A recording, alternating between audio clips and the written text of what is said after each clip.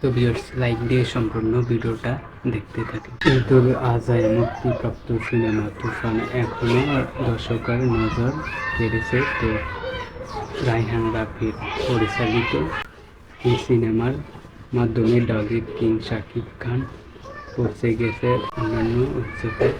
ছবির মুক্তির পর নির্মাতা রাফি জানিয়েছিলেন, তুফান কিছুই না, আসল চমক থাকবে। অবশ্যই আসল চমক তুফান 2-তে থাকবে। এরপর থেকেই ছবির দ্বিতীয় কিস্তি নিয়ে জল্পনা শুরু হয়েছে দর্শকের মন প্রেক্ষাগৃহে। মুক্তির পর বাংলা সিনেমার একটি ইতিহাস তৈরি করেছে তুফান। দেশ ছাড়িয়ে বিদেশে ধামাকা তুলেছে চলচ্চিত্রটি। কলকাতার প্রচারে গিয়ে সেখানকার সংবাদ মাধ্যমের মুখোমুখি হয়েছিলেন নির্মাতা রায়হান রাফি। ভারতের আনন্দবাজার পত্রিকার সঙ্গে এক সাক্ষাৎকারে তুফান 2 নিয়ে কথা বলছিলেন রাফি।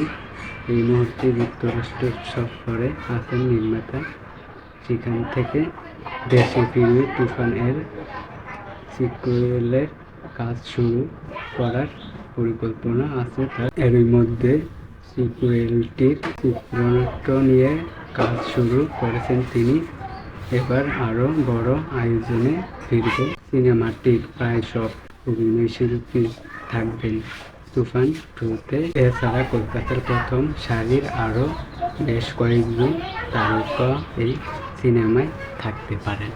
তো ভিউয়ার্স, কলকাতার প্রথম সারির অনেকেই থাকতে পারে এই তুফান 2-তে বলে জানিয়েছেন নির্মাতা। ওপার বাংলার অভিনেত্রী মিমি চক্রবর্তী প্রসঙ্গে রাফি জানান, আগের সিনেমায় মিমির মৃত্যু দেখানো হয়নি, ফলে তুফান 2-তেও দেখা যাবে অভিনেত্রী মিমি।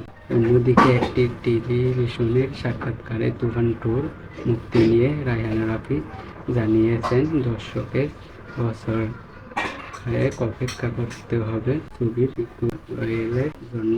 অ্যাকশন জাসের সিনেমা তুফান 90 দশকের একজন গ্যাংস্টারের চরিত্রে পর্দায় ধরা দিয়েছেন মেগাস্টার শাকিব খান। বাংলাদেশের পাশাপাশি বিশ্বের 17টি দেশে মুক্তি পেয়েছে এই সিনেমা। তো ভিউয়ার্স, আপনারা জানতে পারবেন। তো ভিডিওটা ভালো লাগলে অবশ্যই চ্যানেলকে সাবস্ক্রাইব করবেন। আজকের ভিডিও এই পর্যন্ত। পরের ভিডিওর জন্য সবাই অপেক্ষা করতে থাকেন আর কমেন্টে আপনার মতামত জানাবেন।